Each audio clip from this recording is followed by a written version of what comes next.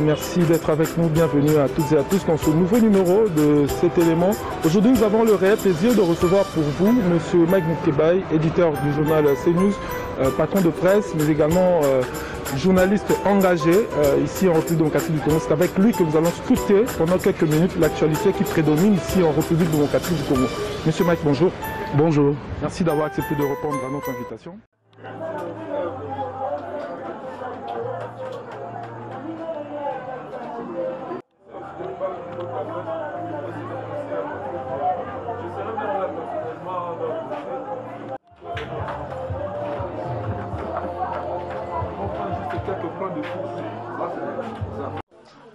Bienvenue une fois de plus, mesdames et messieurs, dans ce nouveau numéro de cette émission, votre émission sur la DMTV. Comme vous le savez, aujourd'hui, nous avons le réel plaisir de recevoir dans cette émission le papa biologique de l'un de nos compatriotes, Rossi Mukendi, qui nous a quittés fort malheureusement. Et vous le savez bien, c'était lors de la marche pacifique initiée par le comité laïque de coordination catholique, et notre frère congolais Rossi Mukendi a succombé. Vous savez comment est-ce que les opérations se sont produites, et nous sommes venus ici aujourd'hui pour rencontrer la famille et le papa pour nous dire pourquoi jusque-là ça traîne encore, pourquoi il n'y a pas d'organisation sur les obsèques de notre compatriote Rossi Mukendi. Vous allez suivre sans embâche ni faux fuyant, à cœur ouvert, le papa de notre frère aussi, qui va s'exprimer et nous dire toutes les péripéties qui entourent cette organisation des obsèques. Pourquoi jusque-là ça traîne encore, pourquoi le corps de Rossi ne sort pas, qu'est-ce qui bloque, qu'est-ce qui freine. Je vous invite donc à suivre cette interview exclusive que nous allons réaliser avec le père de Rossi Mukendi. Suivez et on se retrouve juste après. On peut aller? Papa, bonsoir. Bonsoir. On est une fois de plus venu vous voir par rapport à cette situation qui nous dérange beaucoup. Notre frère Rossi Mukendi qui est parti. Mais jusque-là, on ne comprend pas pourquoi l'organisation des obsèques traîne encore. C'est pourquoi on est venu vers vous, à la source, pour que vous puissiez nous dire exactement qu'est-ce qui freine, qu'est-ce qui bloque l'organisation des obsèques. Merci beaucoup d'être venu. On est là, ça me dérange aussi, parce que ça fait plus d'1 mois que je n'ai pas accès au corps de mon fils. Je ne sais pas pourquoi. Je suis parti pour voir, ne fût-ce que voir le corps. On me dit, non, le corps est là. Mais je n'ai pas vu. On m'a dit, mais je n'ai pas vu. Mais moi, je voudrais voir le corps de mon fils, qu'on me le restitue, en fait que j'organise des obsèques dignes de mon fils, de mon héros. Parce que si je ne le fais pas, je ne ferai pas encore d'autres obsèques d'après nos coutumes. Il faut que j'organise les obsèques de mon fils, que je l'enterre selon les us et mœurs. C'est tout ce que je demande à l'État. Qu'on me restitue le corps de mon fils, qu'on me donne l'occasion de pleurer mon fils. On l'a déjà tué, que Dieu fasse le reste. Alors, vous avez dit que vous êtes allé pour voir le corps, on vous a dit que le corps se trouve encore là-bas. Parce que si nous sommes venus aussi vous voir, c'est parce qu'il y a des spéculations qui circulent. Il semblerait que le corps ne se trouverait plus là-bas. Qu'est-ce qu'ils vous ont dit? Quelle est la garantie qui prouve que le corps est là? Est-ce qu'ils vous ont pas permis de pouvoir vérifier si effectivement le corps est là? S'ils ont refusé de vous permettre de voir, de vérifier, pourquoi ils refusent? Je ne sais pas, c'est à eux de me répondre. Parce que moi, je voudrais me rassurer que le corps est là et que l'on me restitue le corps en vue de pouvoir organiser le deuil. Parce que je ne peux pas organiser le deuil tant que je n'ai pas vu le corps. Je suis là pendant plus de 45 jours. Et entretenir les gens qui dorment avec moi matin, midi et soir. Je voudrais qu'on me restitue le corps de mon fils, que je le pleure. On a refusé les lieux où on devrait le pleurer. Ils ont retiré, ils ont refusé partout où on a sollicité. Mais que Dieu touche leur cœur. Alors, pour rappeler un peu aux téléspectateurs, vous avez prévu que l'inhumation se tienne où? L'inhumation se tienne au métropole. Et les autorités ont refusé que ça se tienne. Ont refusé. Je suis même parti moi-même à l'hôtel de ville solliciter une audience pour voir l'autorité municipale pour qu'il m'accorde ne fût-ce qu'une salle ici pour organiser une veillée mortuaire. S'il faut revenir par rapport au corps, la dernière fois lorsque nous vous avons interviewé, c'était à la cathédrale Notre-Dame où une messe était organisée en mémoire de notre frère aussi. Vous nous avez dit également que à chaque fois que vous avez voulu faire la démarche pour le retrait du corps, il y avait des majorations, des augmentations de prix. Est-ce que vous pouvez encore réaffirmer ça ou la situation a été évoluée? La situation n'a pas évolué. Le prix est maintenu à la hausse. Or, moi, je suis un agent de l'État.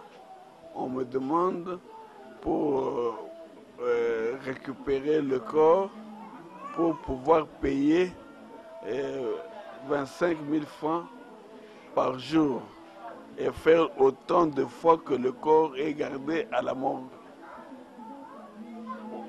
Mais c'est mon salaire d'au moins 2 mois sans manger. L'autopsie seule, on m'avait demandé 1 million 300 000 francs congolais.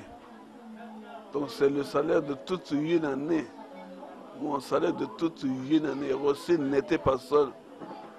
J'ai des enfants à éduquer, à faire étudier. J'ai sa fille que je dois entretenir, que je dois faire manger, nourrir, et son enfant qui est à l'école, qui ne part pas aussi à l'école. Je n'ai pas encore payé tous les frais. Donc ça pèse, ça me choque. J'ai perdu un enfant, un être qui était cher pour moi. Je ne demande rien d'autre que qu'on me restitue le corps pour que je puisse l'enterrer. Puisque quand je suis ici, même au village, on attend que je puisse enterrer pour aussi qu'ils se mettent debout, qu'ils aillent faire leur chant. On me dérange, mais qu'est-ce qui bloque?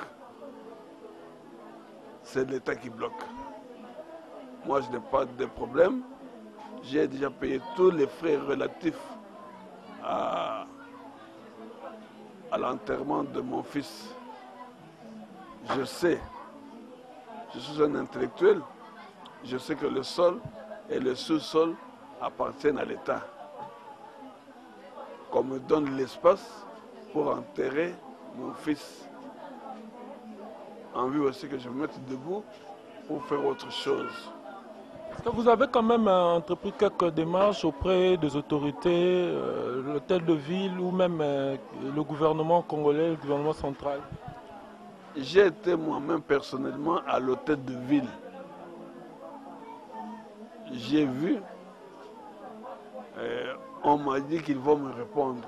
Et j'attends la réponse jusqu'à aujourd'hui, que la réponse ne vient pas. Je ne sais pas qu'est-ce qu'ils veulent.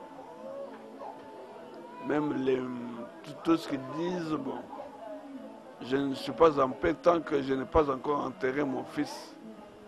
Alors, autre chose, papa, c'est que jusque-là, il y a encore un silence, un flou qui est entretenu sur le processus de la poursuite judiciaire de commanditaire de ces actes. Est-ce qu'au niveau de la famille ou que ce soit par exemple des avocats, ils ont entrepris des démarches pour essayer un peu de, de, de- de réprimer la personne qui a été à la base de cet assassinat? Est-ce qu'au niveau de la famille, vous avez aussi entrepris sur le plan judiciaire, est-ce que les choses évoluent? Comment ça se passe? Oui, sur le plan judiciaire, nous avons nos avocats.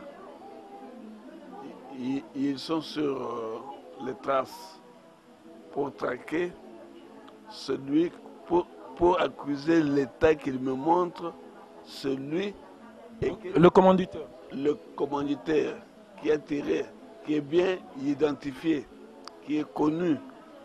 Et quelle était la poursuite, quelle est la poursuite et la punition réservée à,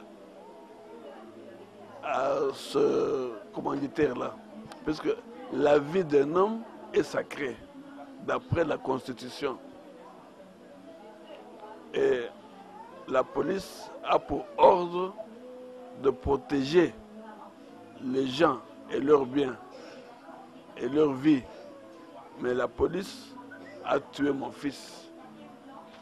Mon fils, je ne sais pas, même si on me donnait la moitié du Congo à gérer, ça ne remplacera pas mon fils.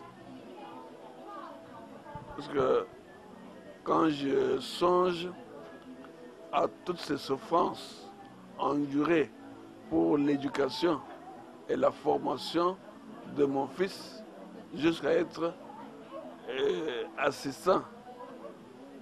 C'est un assistant en relations internationales. Bon. J'étais arrivé au moment où je devais cueillir les fruits, les bons fruits à manger pour ma survie. Et celui qui avait pris en charge toute ma vie, ma santé. Maintenant, je suis là, sans soutien de ses petits frères, ses petites soeurs, ses oncles, ses cousins, ses cousines. Tout le monde, c'était l'espoir de toute une famille. Bon, voilà ce que je peux vous dire. Alors, est-ce que vous avez déposé une plainte au niveau des juridictions compétentes par rapport à ça? Est-ce qu'une plainte a été déjà déposée avant d'entamer ou de poursuivre avec le processus judiciaire? Et une plainte a été déjà déposée à la cour d'ordre militaire. On poursuit, nous attendons. Parce qu'une plainte a été déposée en bonne et due forme. Je vous ai dit que je suis un intellectuel. Je connais, je ne suis pas juriste, mais je connais la loi. Comme tout Congolais, je connais bien la loi. Je ne suis pas... Et mon fils aussi connaissait la loi. J'ai la Constitution dans ma maison. Je lis la Constitution et je sais à quelle porte toquer pour qu'on puisse m'ouvrir. Voilà ce que je peux vous dire. Une plainte est là, j'attends qu'on actionne la plainte que j'ai déjà déposée. Alors, on achemine vraiment vers la fin. Deux dernières petites questions. L'affaire de notre frère Rossi Mukendi a fait beaucoup d'écho au niveau national et international. Est-ce que le gouvernement congolais, puisque d'après certaines informations qui circulent dans les réseaux sociaux, on peut dire que ce sont des spéculations, on dit qu'il a été aussi, il a servi l'État congolais au niveau du ministère de l'économie. On a vu des listes où on a repris son nom. Est-ce que l'État ou même le ministère a quand même fait quelque chose pour essayer de venir en aide à la famille? Mon cher, je suis au regret d'apprendre ça. Parce que mon fils a été né avec les Matembele. Il a grandi avec les Matembele. Je l'ai fait étudier avec les Matembele. Je ne peux pas salir son nom. Je vais l'enterrer avec les Matembele. Le gouvernement n'est pas venu en aide. Tout ce qui se fait ici, je le fais avec mon argent. J'apprends aussi que j'aurais, paraît-il, que le gouvernement m'aurait remis. Mais si le gouvernement est responsable, il doit montrer les écrits. Là où j'ai signé d'avoir reçu l'argent du gouvernement. Or ça, je ne peux même pas le faire. C'est trahir la mémoire de mon fils. Qu'on me laisse en paix, enterrer mon fils dans la paix et dans la dignité. Alors, dernière question, on a aussi vu des mobilisations qui se sont spontanément faites au niveau même des réseaux sociaux, de gens qui sont à l'extérieur du pays. Est-ce que quand même il y a des compatriotes épris de compassion qui ont récolté ou mobilisé des fonds pour soutenir la famille? Oui, ça j'ai suivi aussi ça. Rossi ne m'appartenait plus. Rossi appartenait à tout un peuple, à toute une nation. Donc la façon dont mon fils est pleuré, ça démontre la dimension qu'il avait atteint. Donc j'ai reçu des appels partout, que ce soit à Kinshasa, au Congo, en Europe, en Amérique, en Asie, partout, pour me présenter mes condoléances et me consoler. Rossi avait fait un nom. Rossi visait trop loin. Mais on l'a arraché à fleur d'âge. Si Rossi était vivant, je ne sais pas ce que je serais. La preuve, il avait même refusé de prendre l'argent sale de ce gouvernement ici. Il a fait un an, mais on nous a mis dans une insécurité totale. On voulait en venir d'ailleurs, papa. Est-ce que vous vous sentez en insécurité? Est-ce que la famille ne subit pas certaines menaces de certaines personnes mal intentionnées? Si, il y a des coups de fil, anonymes bien sûr, anonymes qui nous menacent et qui disent que Rossi qui était fort, on l'a tué facilement. Et vous, qu'est-ce que vous pouvez nous faire? On me demande, on m'intime l'ordre de me taire. Mais moi, je ne peux pas me taire devant la mort de mon fils. Toute la vérité doit être connue. Et le coupable puni. Il y a aussi ma petite sœur qui est en exil depuis l'histoire parce qu'il s'était opposé à la révision de la Constitution. Depuis qu'il s'est évadé avec son mari, je ne sais pas là où il est. Jusqu'à présent.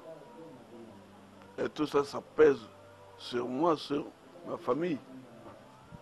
Alors, on ne va pas vous prendre trop de temps, papa. Juste un dernier mot, un message à lancer à toute la population, à l'opinion nationale et internationale, aux autorités, à la population concernant ce problème qui continue à nous déranger parce que ça prend trop de temps, vous l'avez dit. On a vécu nous-mêmes personnellement comment vous organisez les obsèques ici. Plus ça dure, plus vous dépensez encore parce qu'il y a les gens qui attendent la sortie du corps pour les obsèques. Quel est le message que vous pouvez lancer à toute la population, à l'opinion nationale tant internationale? À l'opinion nationale tant internationale, je leur remercie de leur compassion, de leur soutien. Je dors dehors contre ma santé. Ça fait déjà combien de jours? Plus de 45 jours. Je suis là dehors avec tout le monde. Je dois les entretenir, à manger le matin, à midi et le soir. Ça pèse. Ça pèse. Mais qu'est-ce que vous voulez? Alors que le deuil ici à Kinshasa s'organise pendant peut-être 2 jours. Et le 3e jour, on disperse les gens. Mais moi, ça fait plus de 45 jours. Je suis là, dehors, avec les enfants du quartier qui essaient de faire ma sécurité. Il y a des militaires qui viennent des bureaux d'eux, qui viennent en tenue civile. Mais que Dieu les pardonne, ils ne savent pas ce qu'ils font. Et maintenant, ils se sont rendus compte qui était Rossi, quelle était la valeur de Mukenichi Mano Rossi, mon fils. Il n'était pas ministre, il n'était pas, c'était un activiste, vendu un idéal juste, jusqu'à la mort. Et il n'est pas mort dans un bar, ni sur la rue. Il est mort tiré à l'église, où il était parti chercher son Dieu.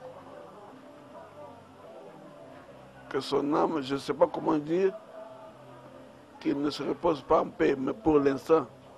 Mais je lui dirais que quand son objectif pour lequel il est mort est atteint, c'est à ce moment que j'irai lui dire que son âme se repose en paix. Au peuple congolais, continuer la lutte pour le changement. Parce que Rossi n'est pas mort pour moi. Il est mort pour toute la famille, pour toute une nation, du nord au sud, de l'est à l'ouest. Je vous remercie. C'est un honneur de vous remercier, papa. Merci beaucoup et vraiment courage. Merci, mon fils. Et voilà, c'est par ici que se termine cette grande édition que nous avons réalisée avec le papa de notre frère Rossi Mukendi Chiwanga qui nous a quittés. Vous savez dans quelles circonstances. Nous sommes arrivés à la fin de cet entretien. Vous avez eu tous les détails, toutes les préoccupations, les réponses à vos préoccupations. Nous osons croire que les cœurs sensibles seront touchés à travers cette interview et que les choses vont évoluer de manière positive pour qu'enfin notre compatriote Rossi, son corps soit restitué à la famille et que des obsèques et des hommages dignes de son rang lui soient rendus afin que son âme puisse reposer en paix. Et si ce numéro vous a plu, dites donc un grand merci à Dino Demukwata, Dodi Lobsen, Roger Lopanda et Vonvon de Sejina, la grande équipe technique qui nous ont prêté compagnie pour que vous puissiez suivre cette émission exclusive. Le rendez-vous est donc pris pour le prochain numéro avec d'autres sujets d'actualité, bien évidemment avec d'autres personnalités et avec le même plaisir. Merci et au revoir.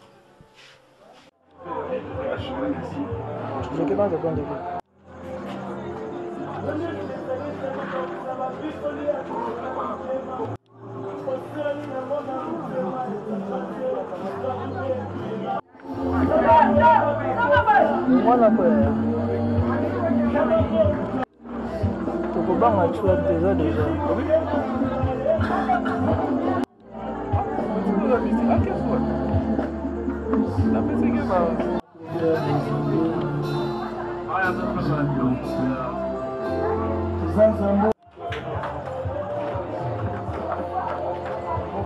quelques points de foot.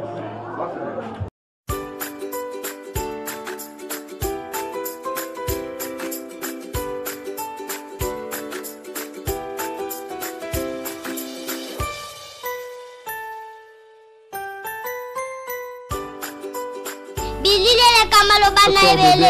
Merci d'être avec nous, bienvenue à toutes et à tous dans ce nouveau numéro de cet élément. Aujourd'hui, nous avons le réel plaisir de recevoir pour vous M. Mike Moukebaye, éditeur du journal CNews, patron de presse, mais également journaliste engagé ici en République démocratique du Congo. C'est avec lui que nous allons scruter pendant quelques minutes l'actualité qui prédomine ici en République démocratique du Congo. Monsieur Mike, bonjour. Bonjour. Merci d'avoir accepté de répondre